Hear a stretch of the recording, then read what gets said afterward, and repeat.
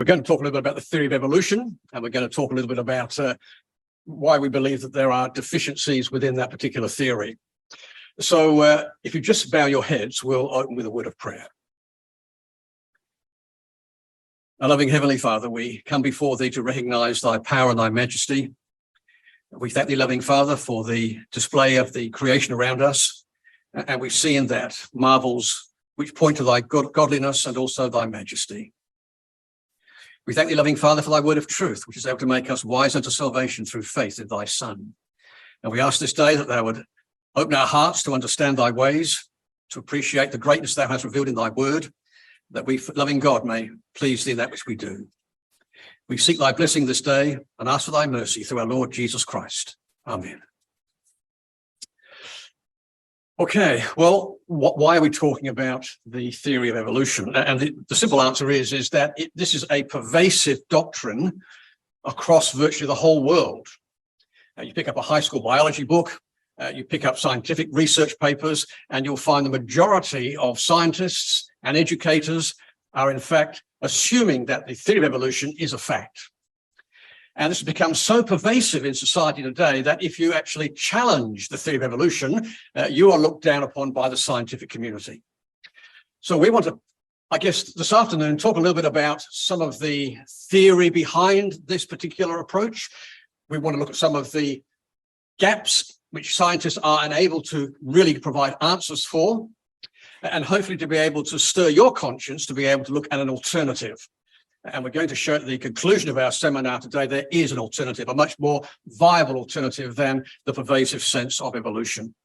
So the question we ask, does evolution have the real answers to the origin of life? And we believe as Christadelphians, as Bible students, that the answer to that question is no, it doesn't have real answers. Let's just define our terms before we start. What is evolution?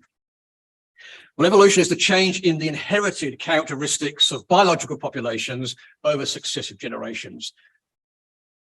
It has to be inherited. You have to be able to pass this change on to your children. Otherwise, it's not going to work. So evolution involves the change in inherited characteristics. What's in your DNA, what you pass on to your children is what evolution is looking at.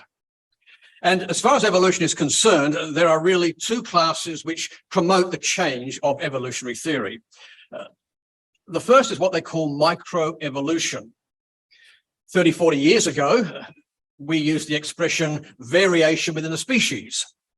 For example, I might have blue eyes, my wife might have green eyes, different color hair, different color shape, all these kind of things. Microevolution is not really the issue that we're talking about today. We believe that there is variation in the species. We all look different. Animals look different, but they're still animals, we're still humans. But as far as evolution is concerned, they go the next stage up, what they call macroevolution. And this is not just change, this is change and adaptation from one species to another, from molecule to man. And that theory demands, as we're going to see, enormous changes. In addition to that, there are two main drivers for this macroevolution, this change of species. The first is DNA mutations. So these are changes at the DNA level. And it's essential to the theory of evolution that these changes occur at this level to be able to pass on to successive generations. And the second driving force is natural selection. So you might inherit characteristics, and those characteristics are then, if you like, manipulated by the environment that you're in. And so that change is then permanently in your DNA, which then goes to the next generation and so on. So those are the two driving forces, DNA and natural selection. There's a great challenge to the theory of evolution, and it has to do with this idea of inheriting characteristics and qualities from generation to generation. Now, we're not talking about small changes, as I mentioned before, color of the eyes, color of the hair, shape of the body, things like that. We're not talking about that. The changes required for evolution to work are radical changes. You know, as we have there on the screen, some organism has to learn how to convert sugars to energy. Another has to convert sunlight into sugars. Another has to take light and make sure that it has receptors to be able to accept the light and also to process that light in the brain. Now, these are massive changes. This is not just tweaking eye color. These are radical changes which are required. As we have there, they're not simple steps. And we find, in fact, that to get from molecule to man, there are multiple steps, multiple functions. And sometimes these functions are all necessary because they're circular. What I change here, I have to change there. So it's not just a simple movement from A to B. These are radical, complex changes that are required. Now, at the moment, mutation, which is one of the driving forces of evolutionary theory, requires changes to the genetic code. What we find is that if you look at the DNA model, it's made up of A, B, C, and Ds, which scientists put together in this magnificent helix. And what we find is that mutations change a letter here or there. But what we really are looking for is not just changes in existing systems. We're looking for something to add to the chain. And evolution, mutation, cannot do that. To make evolution happen, we need like a genetic script writer, as some author said. Well, we need to be able to actually write new DNA, not take away existing DNA, but to write new DNA. And there is no known example of any mutation that an evolutionary theorist can give you of an example when new DNA is created from nothing. It will only change existing information. It will not generate new information. And that's a huge challenge to the theory of evolution. There is no example of mutation that adds information. It just corrupts existing stuff. Now, at the last few weeks, I've looked at a few documentaries on evolution. And what is missing from the documentaries is the origin of life itself. So we're talking about before life even exists, when there is nothing. Just blackness, just empty space, no time, nothing. And evolution has absolutely no answer for that at all. In fact, what's annoying about these evolutionary documentaries is they all start with known elements like hydrogen, oxygen, helium, which combine. Now, where did all that come from? Where did the helium come from? The oxygen come from? And they have no answer to that. Now we're going to probe that question a bit further. I want you to imagine nothing. That. If you close your eyes and it's just black, that is exactly the origin of life, isn't it? Nothing. This is what evolution is saying. Nothing. Absolutely black, absolutely empty, no energy, no matter, nothing.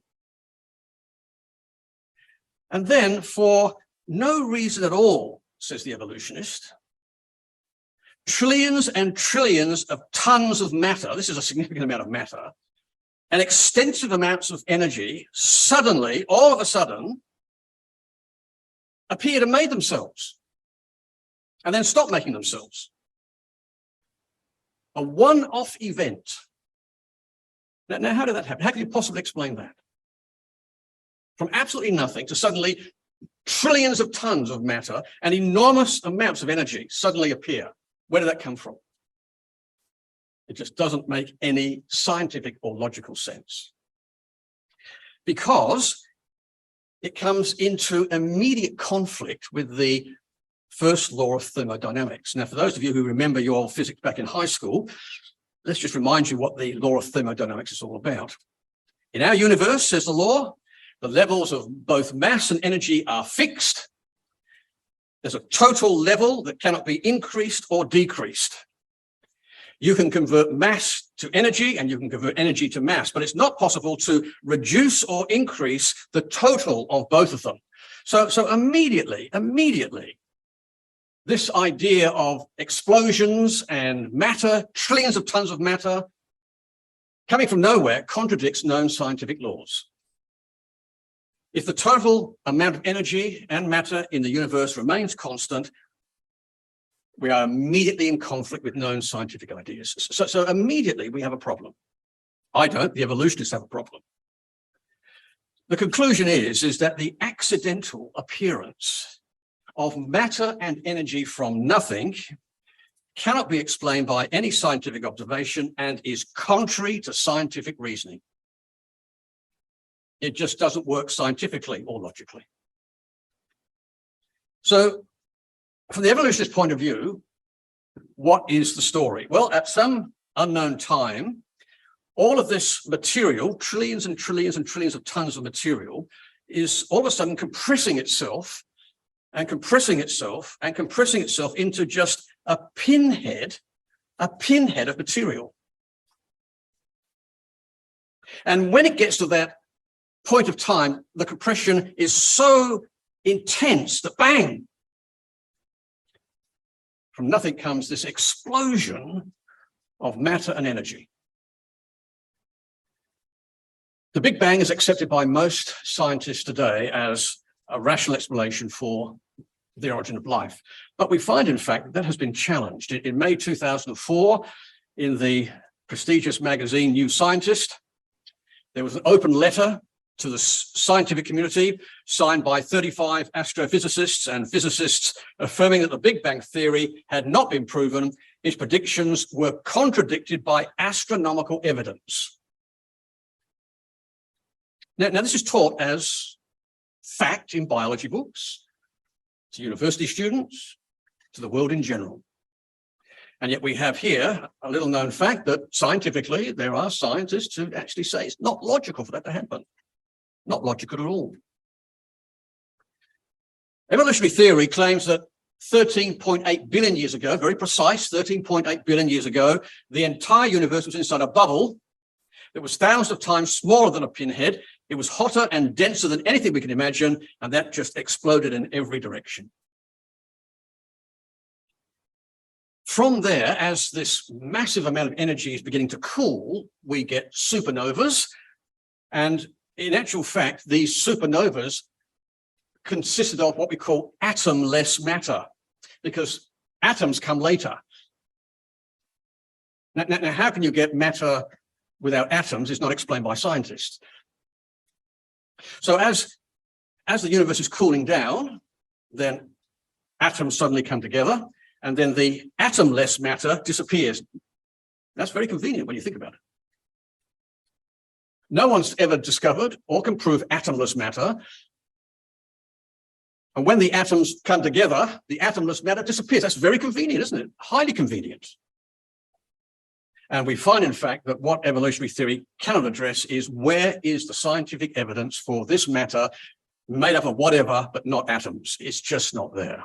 Secondly, they say that once the universe starts to cool down, quarks, protons, neutrons, electrons suddenly begin to come together. Now, where do these things come from? These are electrical charges, subatomic material, highly complex, coming together suddenly. And what brings them together? There's no known scientific force to do that. And how did all energy come into a pinhead and then explode? And how, if this is exploding in vast amounts of space, can all of a sudden something come back together to create atoms? You see, logically, it doesn't make any sense. How did the matter compress when there is no scientific explanation for it to compress itself? We have a bang pushing it out. Why suddenly do we bring it back in again? You see, there are inconsistencies on every side. And that's why those scientists got together and said that you cannot actually support the Big Bang theory. It doesn't make any sense. Our own solar system, astronomers say, came out of condensed matter. So as this stuff is exploding across the universe, it's beginning to collect in clouds. And finally, those condense and begin to become denser and denser, and that then packs them together, and then they form perfectly round spheres. But we've got some problems with that. The first one is this: it fails to explain scientifically how elements can group themselves together in such a high concentration when the Big Bang is pushing everything out. So what's suddenly making these things condense? No scientific explanation. It fails to explain how hydrogen molecules, which have less mass and less gravitational force are pulled into the center when the heavier elements are not. Now, a heavier element has more mass, has more gravitational attraction, and therefore should come to the center before the less elements like hydrogen. Yet we have it the other way around. We've got hydrogen and helium coming in to create things first, and the denser atoms on the outside. That is contrary to gravitational physics. And it fails to explain why all the planets are rotating one way, except for one planet, Venus, that's going the other way. Now, you think that with things exploding and expanding and then condensing, that there will be a certain rhythm to all of that. But one planet actually is going the opposite way.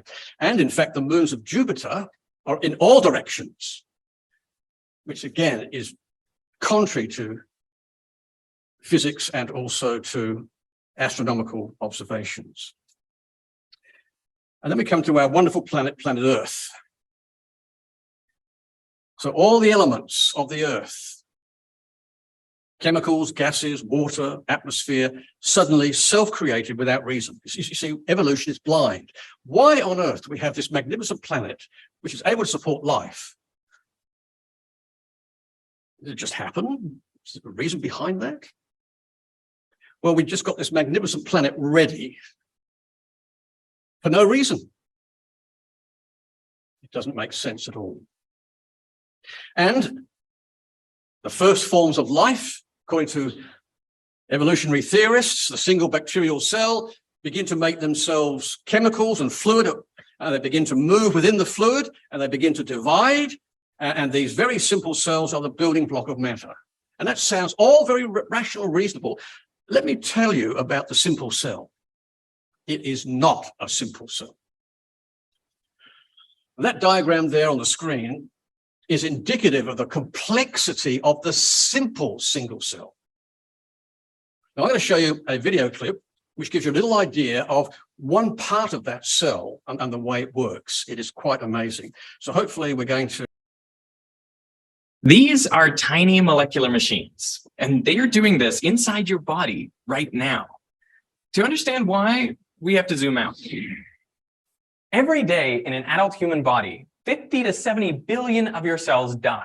Either they're stressed or damaged or just old. But this is normal. In fact, it's called programmed cell death. But to make up for all these lost cells, right now, billions of your cells are dividing, essentially creating new cells. And that process of cell division, also called mitosis, well, it requires an army of tiny molecular machines. So let's take a closer look. DNA is a good place to start, the double helix molecule we always talk about. This is a scientifically accurate depiction of DNA created by Drew Barry at the Walter and Eliza Hall Institute of Medical Research. If you unwind the two strands, you can see that each has a sugar phosphate backbone connected to the sequence of nucleic acid base pairs, known by the letters A, T, G, and C.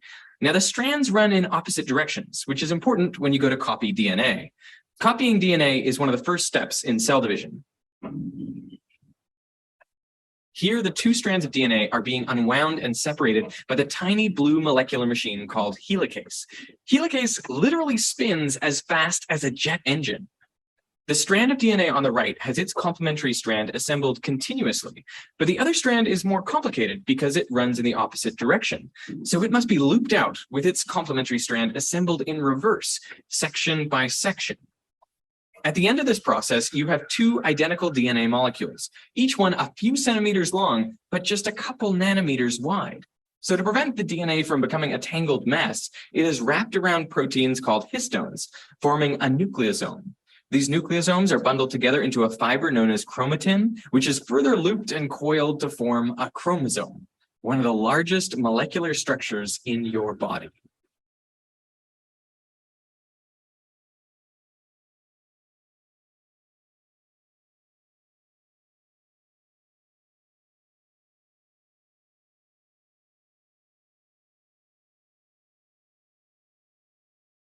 You can actually see chromosomes under a microscope in dividing cells. Only then do they take on their characteristic shape. Otherwise, the DNA is more strewn inside the nucleus. The process of dividing a cell takes around an hour in mammals. So this footage is from a time lapse. You can see how the chromosomes line up on the equator of the cell.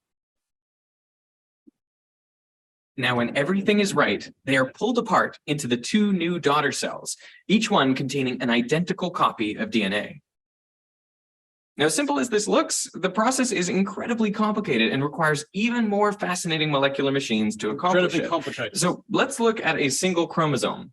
One chromosome consists of two sausage-shaped chromatids containing the identical copies of DNA made earlier. Each chromatid is attached to microtubule fibers, which guide and help align them in the correct position. The microtubules are connected to the chromatid at the kinetochore, here colored red. The kinetochore consists of hundreds of different proteins working together to achieve multiple objectives. In fact, it's one of the most sophisticated molecular mechanisms inside your body. The kinetochore is central to the successful separation of the chromatids. It creates a dynamic connection between the chromosome and the microtubules. For a reason no one's yet been able to figure out, the microtubules are constantly being built at one end and deconstructed at the other. While the chromosome is still getting ready, the kinetochore sends out a chemical stop signal to the rest of the cell, shown here by the red molecules, basically saying this chromosome is not yet ready to divide. The kinetochore also mechanically senses tension. When the tension is just right and the position and attachment are correct, all the proteins get ready, shown here by turning green. At this point, the stop signal broadcasting system is not switched off. Instead, it is literally carried away from the kinetochore down the microtubules by a dynein motor. That's the walking guy. This is really what it looks like. It has long legs so it can avoid obstacles and step over the kinesins, molecular motors that walk in the opposite direction. Personally, I'm astounded by these tiny molecular machines, how they're able to routinely and faithfully execute their functions billions of times over inside your body at this exact instant. I'm also amazed by the scientists who were able to work out how this happens in such detail that we could create realistic depictions of them, like you saw in the animations in this video. But perhaps the most amazing thing is just how much is left to be discovered, like figuring out how exactly the chromatids are pulled to opposite ends of the cell. There is still so much that we don't quite know. You know, what I find exciting is that in science fiction, for decades, we've been writing about tiny nanobots that will be injected into our bloodstreams that can heal us. But what this suggests, the existence of these tiny molecular machines inside us, it suggests that there isn't a physical limit that would prevent that. And so I think it's pretty likely that in future, we will be able to develop our own tiny molecular machines that will be able to repair our bodies better than they can repair themselves. It firstly demonstrates just one fraction of that cell, the mitochondria, which involves the replication of DNA, the division of cells. Now, I was impressed when I looked at that, of these tiny molecular machines that walk up and down in such a remarkable way. So a simple single cell is not simple at all. It is highly complex, and you heard that word several times in that presentation. Now, we are expected to believe that all of those functions arose by chance, without reason, through mutation and change. We're going to see, in fact, the mathematical probability of that is almost zero. The thing about origin of life is, and scientists have tried to recreate this in a chemical soup, is that it's not just chemistry coming together. It's not just putting together molecules and atoms and so on. It's information. And researchers have attempted to calculate what is the bare minimum of information I need to make the simplest cell. And they came down to the fact that the genome must consist of 387 protein codes and 3 RNA coding genes, and they are exceedingly complex. In fact, the New Scientist magazine said that when we looked at trying to theoretically put together the minimum requirements for life, at the end of this, they said, in short, we find, in fact, that we really need what's now called the modern cell. We can't do away with a lot of these particular intricate mechanisms. There has been no origin of life simulation that approaches this minimum in the slightest. Scientists have managed to be able to create some type of organism based upon the fact of using organisms. They have not created life from nothing. Now, let's look at the mathematics of this occurring, the probability of this occurring. Natural selection cannot operate without a self-sustaining reproducing system. If I have life, it has to reproduce. If it has to reproduce, it has to have the mechanism to reproduce. It has to have the mechanism to feed, to live, to move, to reproduce. These are all complex things. In fact, the famous cosmologist, Sir Fred Hoyle, said this, and he was once an atheist and he changed his mind. The likelihood of the formation of life from inanimate matter is 1 to a number with 40,000 noughts. It is big enough to bury Darwin and the whole theory of evolution. There was no primeval soup, neither on this planet nor any other. And if the beginnings of life were not random, they must therefore have been the product of purposeful intelligence. And here's a scientist, highly recommended, Sir Fred Hoyle, astronomist, once an atheist. When he looked at all of the mathematical probabilities, arrived at the conclusion there is no such thing as this evolution of life from a primordial soup. So let's just look at the maths. Now here is the ear, okay, complex. And we're just going to take 10 elements of this ear, from the outer ear, middle ear, and inner ear, just 10 of them. And we're going to look at the probability of all of these being able to mold themselves into the right shape in the right place. So firstly, let's assume that the probability of one of these components forming perfectly is 1 in 10,000. That's very, very generous. So let's just take, for example, the little anvil that's in your ear, tiny little piece. It's called an anvil because it's a very similar shape to an anvil. There's a hammer actually that hits that, and the vibrations are then interpreted by the brain. Now, this is just one small piece of componentry. So let's say evolution is working. Let's say, for example, that we have some type of bone growth around roughly the shape of an anvil, and it's passed on from generation to generation. The chance of that happening are very generous, 1 in 10,000. To get 10 components together, all working perfectly, all the right shape, we then multiply that by 10, don't we? And there we have 1 followed by 40 zeros. And then we have to have them all in the right order. It's no good having the outer ear here, and sorry, the inner ear on the outer side, and vice versa. They all have to be in the right order so that the sound can go through. And it presupposes that the ear knows what sound is. So we then change the probability and make it increased, and we have trillions of zeros. And that's just 10 parts of the ear. And that's just mathematical probability. In other words, it's almost impossible from a mathematical perspective, probability perspective, for that to happen. To get 1 part and then 10 parts, and we have an ear with 60, 70, 80 parts. It's just, and that's just the ear, it is impossible to happen. Now, evolution also cannot explain the male-female reproduction cycle. Now, you think about this, evolutionists say, well, in the beginning, we had microbes and they just divided. It was asexual reproduction. Now, how do you get from asexual reproduction, but microbes just dividing, to the complexities of male and female reproductive organs that work perfectly? Evolution has no answer for that. You see, the problem is that whilst you're evolving your ovaries, you can't reproduce. And therefore, the next generations obviously cannot be affected because you can't reproduce. You have to have perfectly working reproductive organs from the very start to be able to reproduce. Evolution has no answer for that. The fossil records. So here is the geological evidence, which is actually presented. And over the thousands and thousands of fossils that have been found, there has not been one real transitional fossil. In other words, a half-evolved elephant or a half-evolved frog. The fossil record does not support the case for natural selection. Here is an extract from a geologist. No fossil or other physical evidence directly connects man to ape.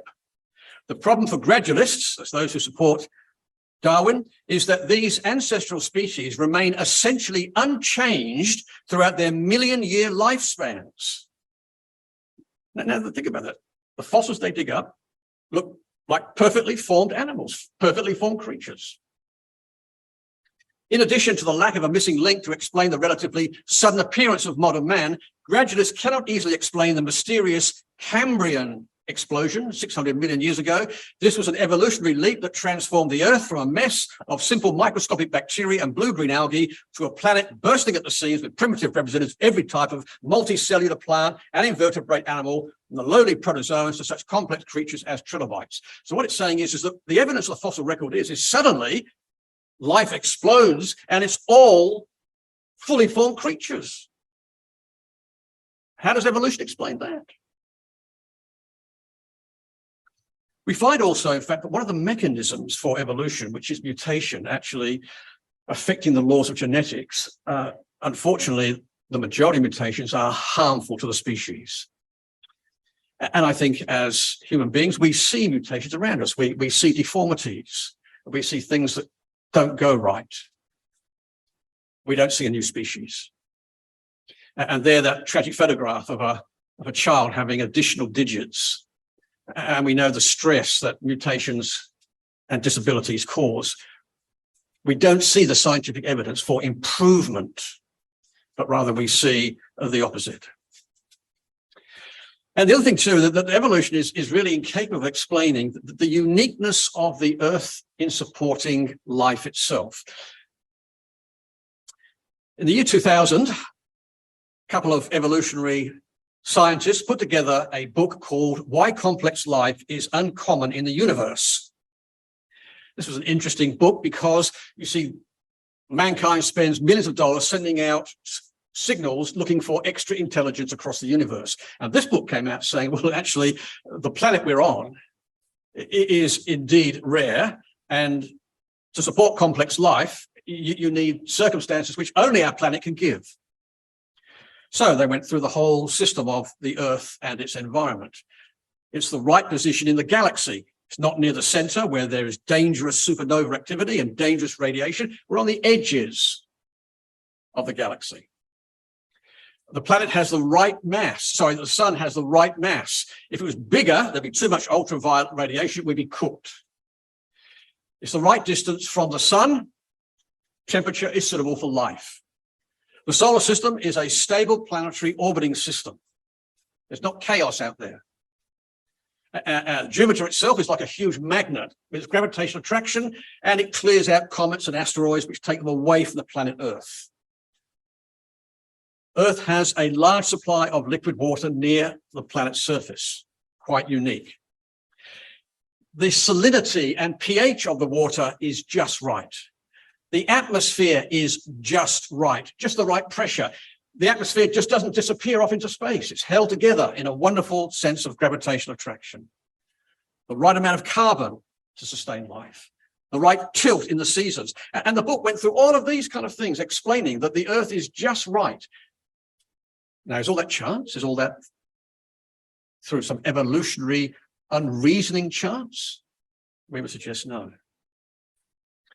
And then evolution is unable to explain what we call symbiotic relationships. That is the dependency of one species on another. And the classic example here is the yucca plant, unusual name, and the pronuba moth. Now, the yucca plant is in the Americas. And the fascinating thing is that there's probably about 12 or so yucca species across the Americas.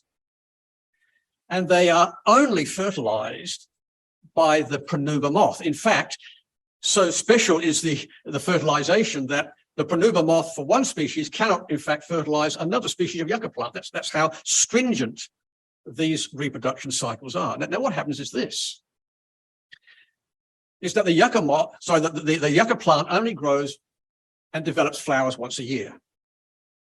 At the same time, there just happens to be the hatching of this pronuba moth. And the pronuba moth then goes to the yucca plant, no other plant, got a special little tool, chisels a little hole in the stamen of the yucca plant, deposits its eggs in there, fertilizes, takes some pollen, goes to the next yucca plant, cross-fertilizes it, deposits its eggs, and so on. No other animal will do that, only this particular moth. When the eggs develop, the larvae within the yucca plant only need about 30% of the seeds to feed on, leaving 2/3 of the seeds ready for reproduction for the next yucca plant cycle. Now that's an amazing thing, and there are many examples of this symbiotic relationship. Now here is the difficulty with evolution. Moths according to the evolutionary schedule, evolved 200 million years ago, but the yucca plant only developed 80 million years ago. Now we've got a problem here. Because you've got these Panuba moths 200 million years ago, and they've got no way of reproducing or feeding or existing because they have to wait another couple of 100 million years until the yucca plant is evolved. Makes no sense at all. And there are dozens and dozens of examples of that symbiotic relationship where, according to the evolutionary scale, the animal being created or evolved and the plant being evolved across millions of years gap, they would not exist unless they were together. There's a concept in life which we have now termed the concept of irreducible complexity. Take a mousetrap, for example.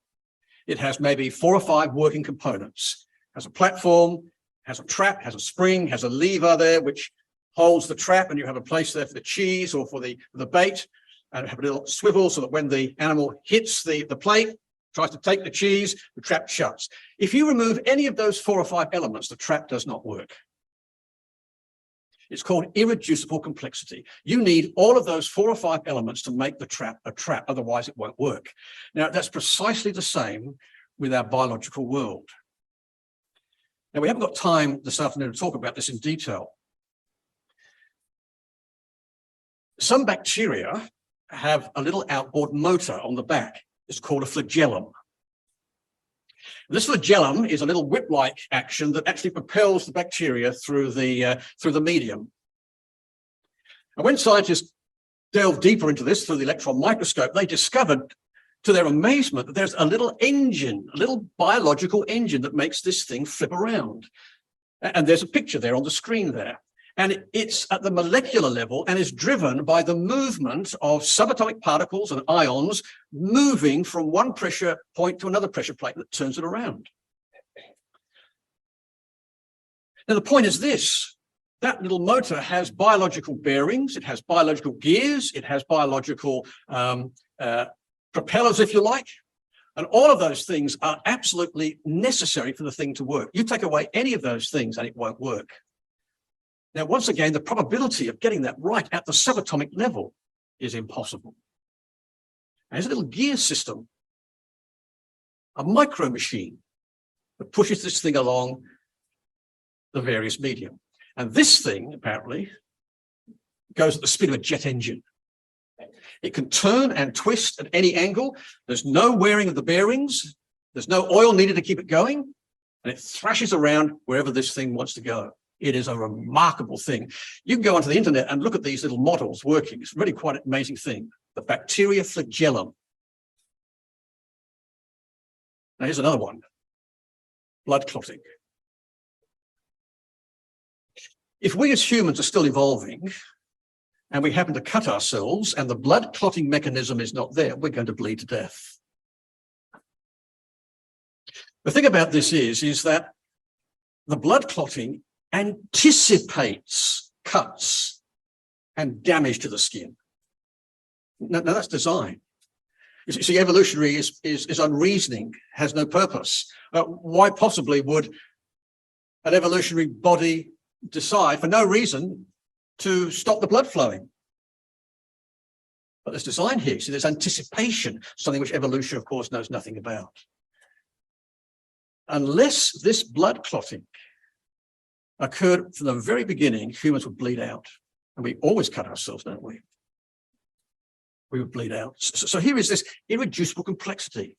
And the complexity of getting this fibrinogen into the system to actually heal the cut is an incredibly complex kind of thing, dependent upon 100 different processes of proteins and molecules all coming together, signals in which the body says there is a problem with the finger, and to send these across the bloodstream to solve the problem in the finger. Evolution has no answer. And that really brings us to, I think, some of the complexity of life around us. That is, the odds are impossible for this to happen. You take photosynthesis. This is the mechanism by which sunlight is absorbed by leaves to generate sugars to make the plant grow. And you only have to look at the diagrams that scientists put together to show the tremendous sense of complexity. The membrane of the leaf has little valves, stomata, which allow light to come in, carbon dioxide to come in, oxygen to go out. If that wasn't working from the very beginning, we'd have no life in the planet. Absorb carbon dioxide, produce oxygen. What an amazing system that is. And the diagrams in which the membrane of the cells allows certain material in through certain locks and keys is absolutely fascinating to watch in these molecular models. I'm going to show you another little video clip. It's a little bit more humorous, which just shows you a little bit about the complexity of some of the things in our body.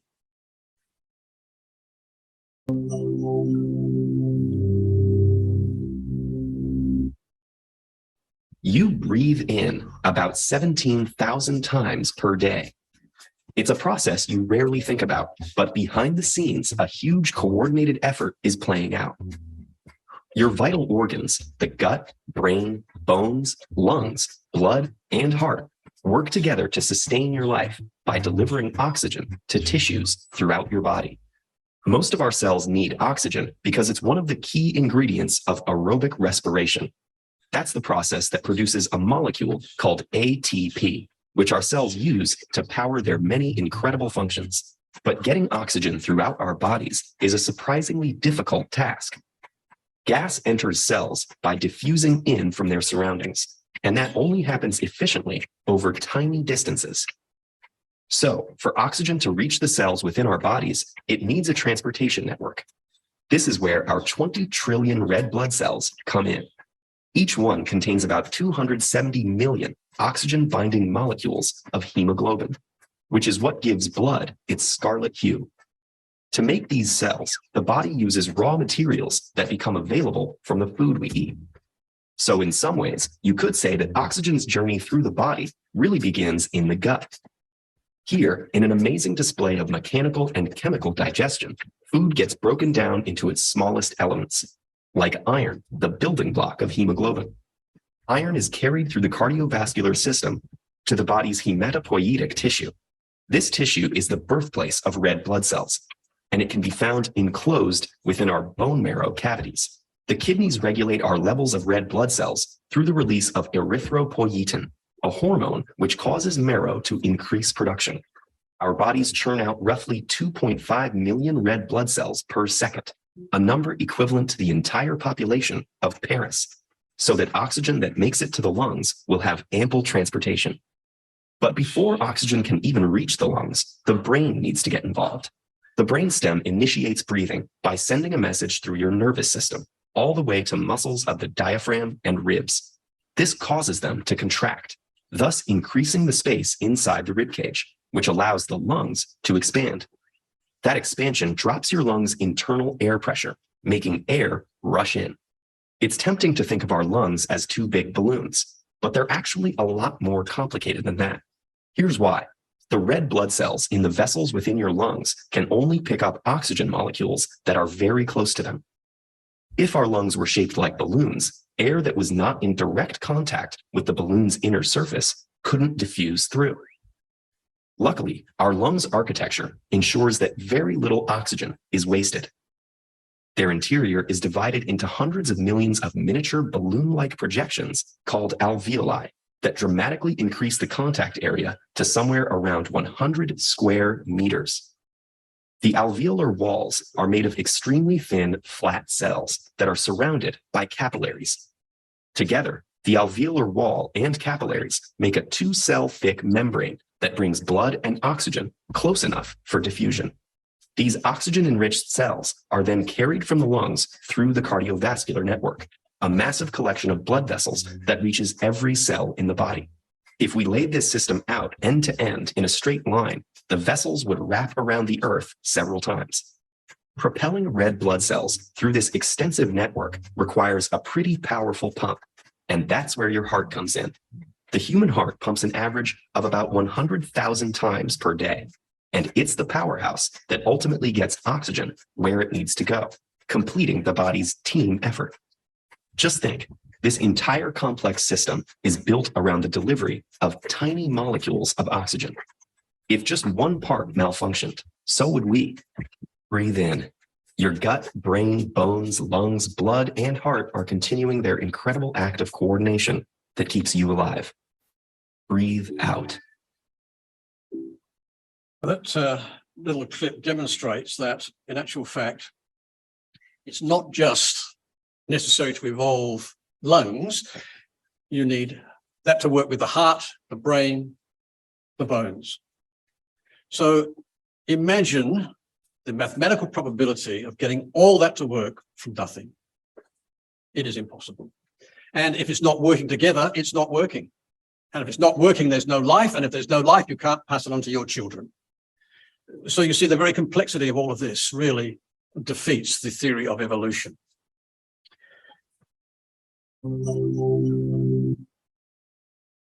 Is there an alternative? And we believe there is. And the alternative is a designed and planned special creation. As the opening words of the Bible so eloquently put it, in the beginning, God created. And this makes much more sense. Spontaneous, special, designed, planned creation, everything working together makes much more sense than the bankruptcy of evolution. If you've got your Bibles there, I'd like you to turn to Romans chapter 1, please, because the marvels of the natural world are not just there for our pleasure, though they give us pleasure, don't they? But God has placed the marvels of creation in perspective that man might be challenged by that, by its beauty, its intricacy, its wonder. Now I'm going to read from verse 19, Romans chapter 1, verse 19, because that which may be known of God is manifest in them, for God has showed it to them. For the invisible things of him from the creation of the world are clearly seen, being understood by the things that are made, even his eternal power and Godhead, so that they are without excuse. I have there the ESV translation on the screen. For what can be known about God is plain, because God has shown it to them, for his invisible attributes, namely his eternal power and divine nature, have been clearly perceived ever since the creation of the world in the things that have been made, so they are without excuse. So the design that we see, the beauty that we see, the enjoyment that we see has a purpose. God is confronting mankind with all of this intricacy, saying, this screams a creator. This screams power. This screams majesty. You only have to look at the stars themselves to see the glory of those things. And God says, I put them like that so that man is without excuse. See, and this is where evolution really does such damaging work, because it removes man from a responsibility of having to obey a creator.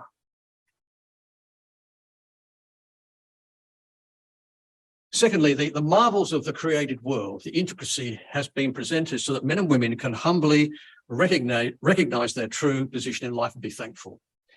Look at Psalm 8. Let's come across to the 8th Psalm.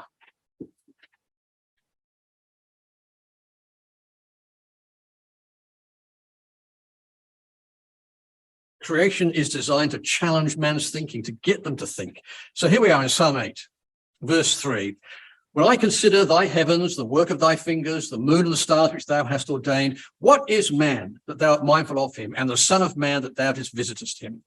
When you look at the glorious power displayed in creation, the magnificence of the stars, it should humble us. Who are we that God has stooped, if you like, to give us a glorious and wonderful purpose in life? Psalm 19, just a few pages over. Verse 1, the heavens declare the glory of God, and the firmament showeth his handiwork. Day unto day uttereth speech, and night unto night showeth knowledge. The heavens declare the glory of God, his handiwork. And in fact, with the James Webb Telescope, as we're seeing further and further into the depths of space, and man is being impressed with the magnitude of the galaxies and beyond. It should, in fact, give us a sense of unworthiness, a sense of being honor to God, who's done all those things, to keep these things moving with his power and his majesty. And in the same psalm, we have in verse 7, the law of the Lord is perfect, converting the soul. The God who made the heavens, made the earth, made the intricacy and beauty of nature, has given us his word. And that word is able to convert and to make wise.